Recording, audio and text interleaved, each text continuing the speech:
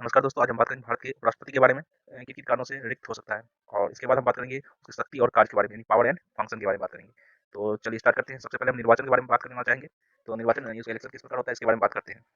निर्वाचन के लिए राष्ट्रपति की तरह उपराष्ट्रपति को जनता द्वारा सीधे नहीं चुना जाता है, बल्कि अप्रत्यक्ष विधि से चुना जाता है।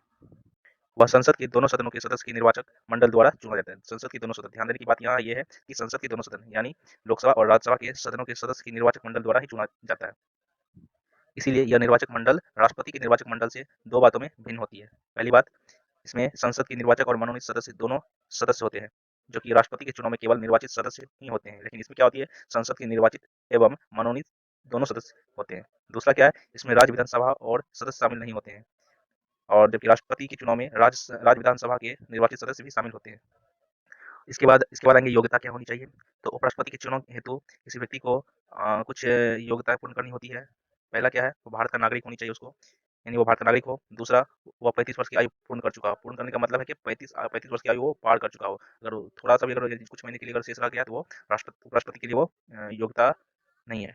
तीसरा, वह राज्यसभा सदस्य बनने के लिए योग्य हो। चौथा, वो केंद्र सरकार अथवा राज्य सरकार अथवा किसी स्थानीय प्राधिकरण या अन्य किसी सार्वजनिक प्राधिकरण के अंतर्गत किसी लाभ के पद पर बिल्कुल भी ना हो। दोस्तों, इसके अतिरिक्त मैं बता दूँ आपको, उपराष्ट्रपति के चुनाव के नामांकन के लिए उम्मीदवार के कम से कम 20 प्रस्तावक तथा 20 अनुमोदक होनी चाहिए, और प्रत्येक उम्मीदवार को भारतीय रिज़र्व बैंक में ₹15,000 जमानत राशि के रूप में जमा करना आवश्यक होता है। इसके बाद हम बात करना चाहेंगे शपथ के बारे में, यानी उसको किसके द्वारा शपथ दिलवाई जाती है। तो दोस्तों, मैं आपको बता दूँ, भारत के उपराष्ट्रपति को उसके पद की शपथ राष्ट्रपति अथवा उसके द्वारा नियुक्त किसी व्यक्ति द्वारा दिलवाई जाती है। हमारे संविधान के अनुसार राष्ट्रपति के लिए 2 शर्तें निर्धारित की गई है। पहला शर्त है, वह संसद के किसी भी सदन अथवा राज्य विधायिका के किसी भी सदन का सदस्य ना हो। यदि ऐसा कोई व्यक्ति उपराष्ट्रपति निर्वाचित होता है, तो यह माना जाएगा कि उपराष्ट्रपति का पद ग्रहण करने की तिथि से उसने अपनी उस सदन की सीट को रिक्त कर दिया हो। दूसरा, वह किसी लाभ के पद पर ना हो। अब बात करना चाहेंगे उसकी पदावधि के बारे में, यानी टर्म एंड वैकेंसीज़ के बारे में।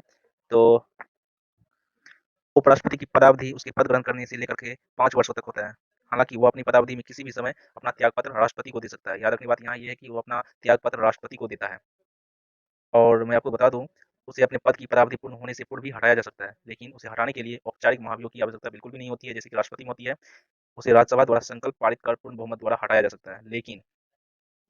लेकिन इसे रा लोकसभा की सहमति आवश्यक है, परंतु ऐसा कोई प्रस्ताव पेश नहीं किया जा सकता है जब तक 14 दिन का अग्रिम नोटिस ना दिया हो। और एक बात और, उपराष्ट्रपति अपनी 5 वर्ष की पदावधि के उपरांत भी पद पर बना रह सकता है जब तक कि उसका उत्तराधिकारी पद ग्रहण ना कर ले। वह उस पद पर पुनर्निर्वाचन के योग्य भी होता है। वह इस पद पर कितनी ही बार निर्वाचित हो सकता है। और इसके बाद बात करना चाहेंगे पद की रिक्तता, यानी वैकेंसी इन ऑफिस। तो भारत के उपराष्ट्रपति का पद निम्न कारणों से रिक्त हो सकता है। तो भारत के उपराष्ट्रपति का पद इन कारणों से रिक्त हो सकता है। पहला कारण क्या हो सकता है? इसकी 5 वर्षीय पदावधि की समाप्ति होने पर। दूसरा, उसके द्वारा त्यागपत्र देने पर। तीसरा, उसे बर्खास्त करने पर। चौथा, उसकी मृत्यु होने पर। और लास्ट 5वां, अन्यथा यदि वह पद ग्रहण करने के अयोग्य हो अथवा उसका निर्वाचन अवैध घोषित हो। और इसके बाद बात करना चाहेंगे उपराष्ट्रपति की शक्ति और कार्य के बारे में। तो उपराष्ट्रपति के कार्य दोहरे होते हैं। पहला कार्य क्या है? वो राज्यसभा के पदेन सभापति के रूप में कार्य करता है। इस संदर्भ में उसकी शक्तियाँ और कार्य लोकसभा अध्यक्ष की भांति ही होती है। इस संबंध में वो अमेरिका के उपराष्ट्रपति के समान ही कार्य करता है। वह भी सीनेट अमेरिका के उच्च सदन का सभापति होता है। और दूसरा क्या है? जब राष्ट्रपति का पद उसके त्यागपत्र या निष्कासन या मृत्यु तथा या अन्य कोई कई कारणों से रिक्त होता है, तब वह कार्यवाहक के रूप में राष्ट्रपति के पद में बना रहता है। वह कार्यवाहक राष्ट्रपति के रूप में अधिकतम 6 महीने की अवधि तक कार्य कर सकता है। इस अवधि में नए राष्ट्रपति का चुनाव आवश्यक है।